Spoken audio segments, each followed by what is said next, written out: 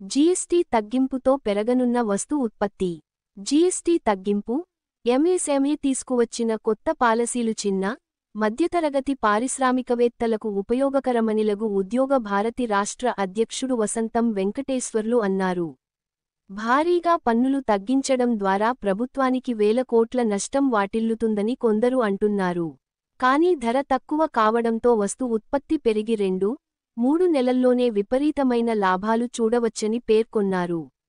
Somajiguda press క్లబ్లో ఏర్పాటు చేసిన విలేకరుల సమావేశంలో జాతీయ ఈసీ సభ్యులు అనిల్, రాష్ట్ర ప్రధాన కార్యదర్శి కె. నరేంద్రనాథ్ దత్తోతో కలిసి మాట్లాడుతూ, జీఎస్టీ తగ్గడం వల్ల నిత్యావసరాల ధరలు గతంలో 18-12% ఉన్నా ప్రస్తుతం 5% కావడంతో ధరలు తగ్గుతాయని, కేన్సర్ సహా 33 రకాల ఔషధాలకు జీరో జీఎస్టీతో వ్యాధిగ్రస్తులకు ఉపశమనం లభిస్తుందన్నారు.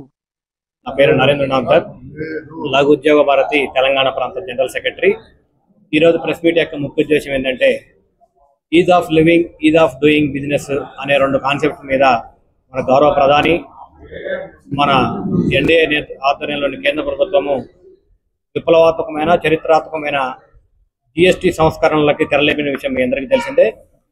దీనివల్ల వినియోగదారులకి చాలా నిత్యావసర వస్తువులు కావచ్చు, ఔషధాలు కావచ్చు, గృహోపకరణాలు కావచ్చు, నిర్మాణ సామాగ్రి కావచ్చు, ఫుడ్ కావచ్చు, ప్రతి రంగంలో కూడా 375 వస్తు సేవలపైన జీఎస్టీ పన్ను శాతాన్ని గరిష్టంగా 10% వరకు తగ్గించడం జరిగింది. దీనివల్ల సమాజంలో కానీ మన సగటు మానవుడి వినియోగ సామర్థ్యం పెరుగుతుంది.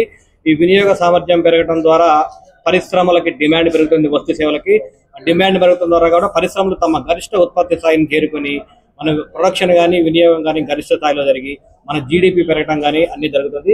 దీనివల్ల ఈ రేట్లు తగ్గడం వల్ల ప్రతిదీ నిత్యావసర వస్తువుల దగ్గర నుంచి నిర్మాణ సామాగ్రి కావచ్చు, ఫుడ్ కావచ్చు, అన్ని తగ్గటం వలన ఈజ్ ఆఫ్ లివింగ్, సామాన్య సగటు భారతీయ పౌరుడు తమ పెట్టే ఇండైరెక్ట్ ట్యాక్స్లు గరిష్టంగా 10% వరకు తగ్గటం వల్ల వాళ్ళ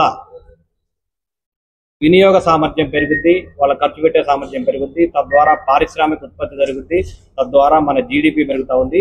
ఈజ్ ఆఫ్ డూయింగ్ బిజినెస్ పరిశ్రమలకు కూడా తమ ప్రొడక్షన్ డిమాండ్ పెరగడం వల్ల ప్రొడక్షన్ కెపాసిటీ కూడా పెంచుతుంది.